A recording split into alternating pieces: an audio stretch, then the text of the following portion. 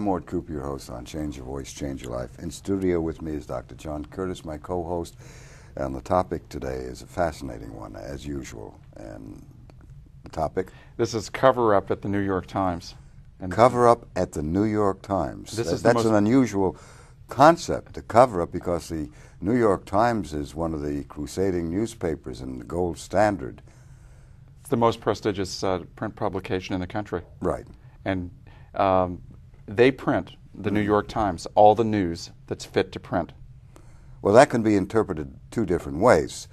They print all the news they feel is fit to print. Well, and the news they do feel that is fit to print is something that they believe is factual and real information, but the news that they edit out, they believe, is spurious.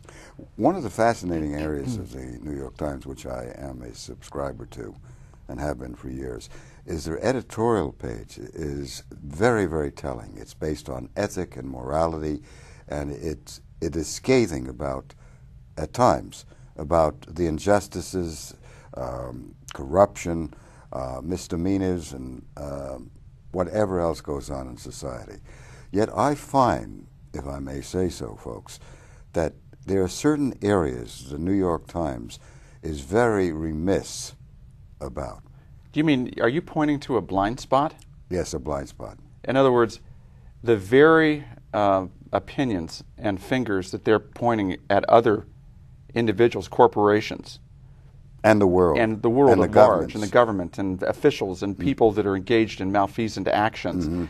You're saying something very interesting, which is that they are the pot calling the kettle black, that they're engaging in similar behavior on their front page as they're accusing other people on their editorial page. Yes. That's a very interesting concept. Now, what evidence or proof do you have of this? Well, I've been in correspondence with the New York Times folks from the top on down for over 10 years. From the Sulzbergers, who own the New York Times, who run the New York Times, their editors, their writers, and others, on an issue that's very appropriate and meaningful to you. And that's namely your voice, your speaking voice. The New York Times has two ways to judge what they print on a speaking voice. Two ways. One is the medical approach that they seem to honor in great degree. If you read the Science Times, you will see that they have medical doctors that write their columns, basically. I say basically, maybe now and then they have somebody. Is Jane E. Brody a physician? No, Jane E. Brody is one of the top health writers. She's a health and science writer, right? That's right. But she's not a physician, is she? No, she's featured there each week in a column. And Jane E. Brody believes in the medical community wholeheartedly. She had never questioned some of the treatments that they suggest. I know that a number of years ago, Jane E. Brody published a piece on spasmodic dysphonia. Right. And in 1992. And I think that she said that the medical profession really has the answer to spasmodic dysphonia. That's correct. Do they have the answer to spasmodic dysphonia? Well, that's the problem. Jane E. Brody takes the handouts of the medical community. And in the column she wrote, she indicated that there were two approaches to a condition called the strangled voice spasmodic dysphonia. It sounds like this. I can't. It's a strangled, strained voice with the vocal cords going into spasm. The medical field has said, since Straub first described the condition in 1871, they have no cures, and it was called nervous hoarseness at that time. Today it's called spasmodic dysphonia or spastic dysphonia. Brody allowed two sources to influence her in that column. One was a major source, and that was Dr. Mitchell Bryn, who is a neurologist. And Dr. Bryn brought Botox, which is the treatment of choice in the medical community today, and has been the treatment of choice in ear, nose, and throat treatment of spasmodic dysphonia and in the medical world, to spasmodic dysphonia. And he said in that column, and Brody used that information, that there are no cures of spasmodic dysphonia, and that spasmodic dysphonia is to be treated by either Botox or by surgery. Mm-hmm. Now, the surgery that Jane E. Brody wrote about was Herb Dito's surgery up in San Francisco, which began in the early 70s. And in 1994, after a period of 20 years, that surgery was found to be 2/3 worse off after the surgery than before. And that was stated in the American Speech and Hearing Association, the #1 field of communication in treating voice disorders. Brody allowed that statement to run in 1992. And the New York Times has never corrected that information, that the surgery she recommended leaves 2/3 of those worse off after the surgery than before. So there's only one operative treatment, and that is Botox, which is Bo for botulism and tox for toxin. It's the world's deadliest poison, and it's used in therapeutic doses, which means it's diluted. But it's the world's deadliest poison. And is that deadly poison that's used in therapeutic doses, in your view, effective for treating this condition you call the strangled voice? Not from my information, but from the medical point of view, it is the cat's meow and a godsend. Well, that was actually the statement, I think the quote from Robert McAllister, Dr. Robert McAllister, mm-hmm. who is the executive director of the National Spasmodic Dysphonia Association. Mm-hmm. Now, you have this association, Dr. You have some information about that association. This association, folks, gets generous donations of money from Allergan, the maker of Botox. I'm not saying that. It's on the website of Allergan, the maker of Botox, and on the NSDA, which is National Spasmodic Dysphonic Association, which is a 501c nonprofit group.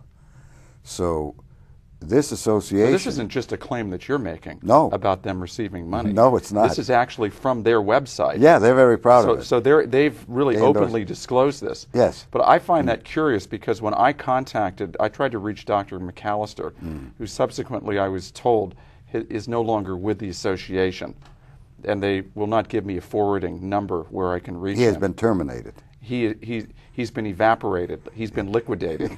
He no longer works for the organization. Mm-hmm. So I contacted the new executive director, and she told me, I asked her, can you please get me an accounting, a very simple accounting of how much money you've been paid over the last 5 years by the drug maker Allergan, the maker of Botox. Mm-hmm. And I've yet to hear back from her on what that accounting is. Now, you're saying that it's on the website that they receive generous donations from the drug maker. It's on Allergan's website. It's on the National Spasmodic Dysphonia. So why would she be reluctant to furnish me with details over how much money they've received? I don't know, but mystery is mystery and intrigue is intrigue, and I just wonder what's going on. But I want to point out one other aspect of Jane E. Brody's column. The New York Times is reputed to be the gold standard in journalism. Jane E. Brody referred those with spasmodic dysphonia, the strangled voice, to the National Spasmodic Dysphonic Association for additional information. This is the same organization that's getting money from Allergan, the maker of Botox. The NSDA is a non-profit 501c, and it's given generous donations by a for-profit corporation, Allergan. There seems to be some problem in my mind in understanding why Jane E. Brody of the New York Times would refer only or essentially to the National Spasmodic Dysphonic Association that has given generous donations of money by Allergan. And so Jane E. Brody is pushing Botox. She's actually pushing Botox.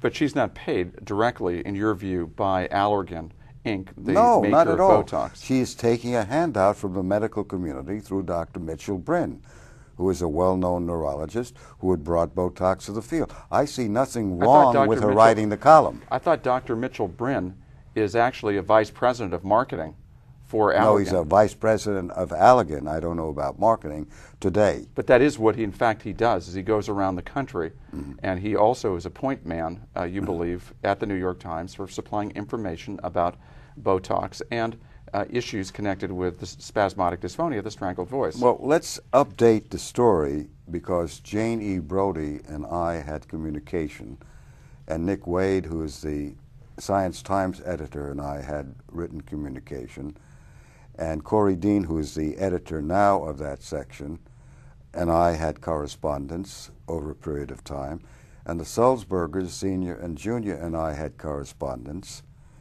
and Lawrence Altman, an MD, whose name sometimes is only Lawrence Altman and other times Lawrence Altman MD, depends on when they want to make the point, have had correspondence. And Nick Wade said in writing, when they get around to it, because of my concern about spasmodic dysphonia being incurable, according to the Jane E. Brody statement, which I sent her material saying, that is not so, that's nonsense. I've been reporting cures of spasmodic dysphonia for years and sent her the information. Brody declined to accept that information and ignored it, and so did the editors of the New York Times. But the point I'm getting to now... So that sounds like they're covering up cures. Yes. To the extent that there are cures that exist, you've been disseminating and reporting the cures. They, at the New York Times, will not extend the same courtesy that they do to what appears like the National Spasmodic Dysphonia Association that seems to support the use of Botox. Why is it okay for them to support the use of Botox, but it's not okay for them to share information to the public about a non-medical, non-invasive, and non-toxic cure that you've had for many years of this condition called the strangled voice? Well, you put your hand on the story, which we began with. Mine is non-medical. The New York Times writers, such as Brody, accepts handouts by the medical people. That's how she's writing her column week after week after week after week. And what's interesting about it is a non-medical cure is not acceptable to the National Spasmodic Dysphonic Association. It gets generous donations of money from Allegan, and they write in their newsletter, they're looking to unmask the neurological cause of strangled voice spasmodic dysphonia. My correspondence with the NSDA is very simple, National Spasmodic Dysphonic Association. The strangled voice is not a medical problem. It's not a neurological problem. It's not a disease. It's a bad use of the voice. And that's why I can report ongoing cures of spasmodic dysphonia. That's like a diametrically opposed view from, the medical field, the medical profession, the pharmaceutical companies. They all seem to think that spasmodic dysphonia, or the strangled voice, is really due to a neurological problem. Yes. Now, why do you have a differing point of view? Because I have the proof and the experience clinically to verify and to be very strong-minded. And it takes a lot of courage to go up against the medical community, to go up against the drug industry, Allegan, to go up against my field, the American Speech and Hearing Association, which in 1994 allowed this association, my field, to have its website say, and it still prevails, that there are no cures of spasmodic dysphonia. And do you know who was responsible for that statement through the American Speech and Hearing Association? Who did you find? The National Spasmodic Dysphonic Association was influential, the sole source of information that was responsible for making the statement